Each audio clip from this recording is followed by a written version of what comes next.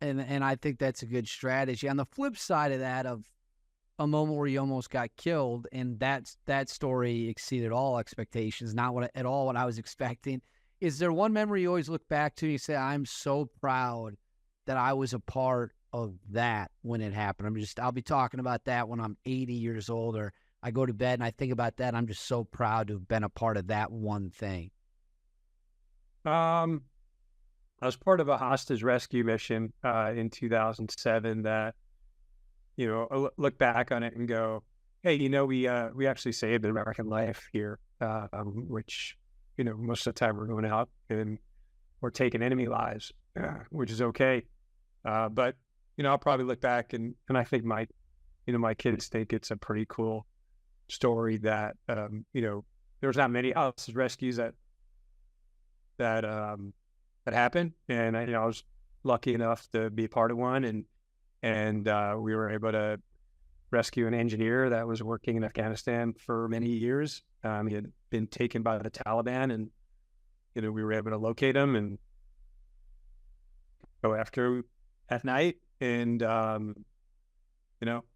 kill the bad guys and rescue the good guy and bring him home to his wife, which was pretty cool.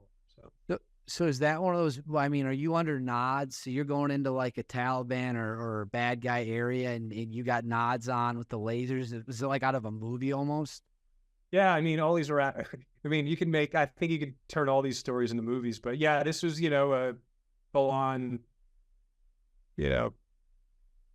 try to locate a individual that had been taken by Taliban forces for, several months. And they, the word, the news traveled that they were going to kill him. And so the mission got turned over to the military, and we got assigned the mission, and we planned the mission to, like you just said, sneak in at night, under cover of darkness with night vision on, and, take out any, enemy sentries that were guarding him and rescue him and get him home to his wife in Michigan.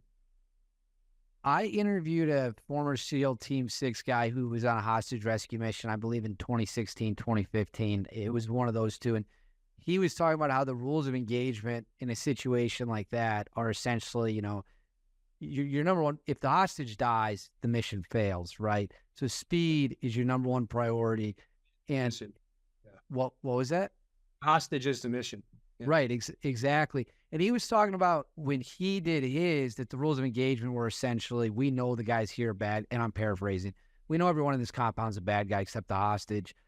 This isn't a negotiation at this point. We're going in, we're getting this guy no matter what. When you did it in 2007, was it the same thing of when we hit this compound, if you're a fighting age male and we think you have a weapon, it's game over? Yeah, anybody that was guarding this guy was a 100% terrorist that had taken the individual. So, there was no doubt on that. Yeah. So going in, I don't think there was any doubt that we were either trying to think out what to phrase this. They were guarding this guy for months, and they were just going to hand him over to us. So. I got it. Now that makes sense.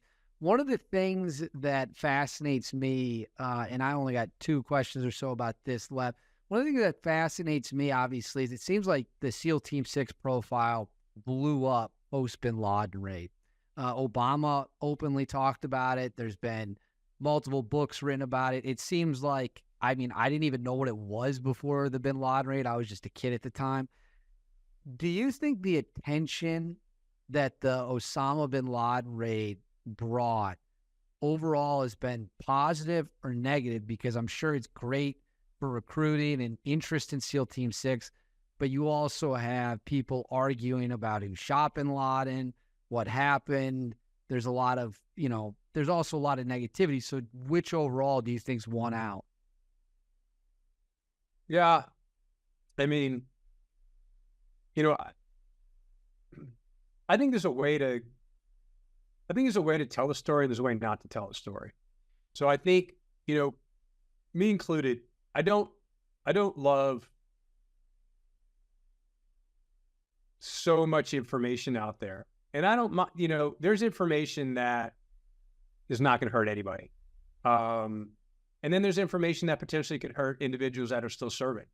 So I think, we always had a rule where, you don't talk about tactics. You don't talk about things that the enemy can use, when, they're out operating on their own missions. Right. And so, I try to do what I try to do when I am asked to speak, because I don't go looking for any of these at all. These all come to me.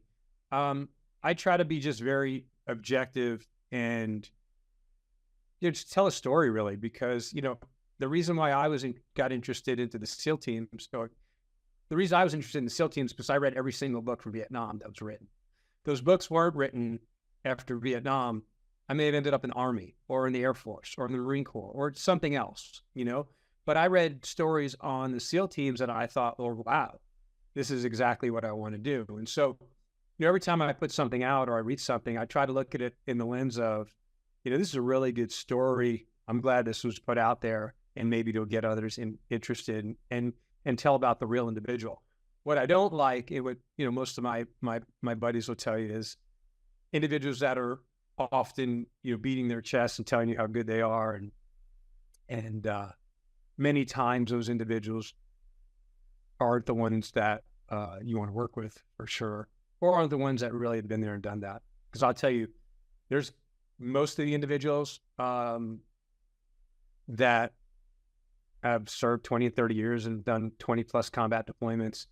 You'll never hear anything about them. You'll never hear what they've done, but they've done as much or probably more than any individual, including myself here, chatting about, what we did downrange. When that event happened, how big of a deal was it within the SEAL Team 6 community that you guys had been the unit that was responsible for taking out bin Laden? Was there a lot of magnitude to it? Yeah, I mean, I think there was a bit of like ego in that. If you were part of that unit, you're just like, yeah, we got the call to go do this. And I think if you're everybody else, you were angry at that. And then on the other side of it, I definitely think, guys didn't like the media coverage that was around it. There was definitely too much. I think we wanted it to be quiet for a while, but again, who's to say when and where and how, or to say when and where someone decides to talk about what they did. Because I think in 100 years, no one's going to give a shit. And, I think it's kind of getting that way now, where a lot of people do care. A lot of other people, don't care.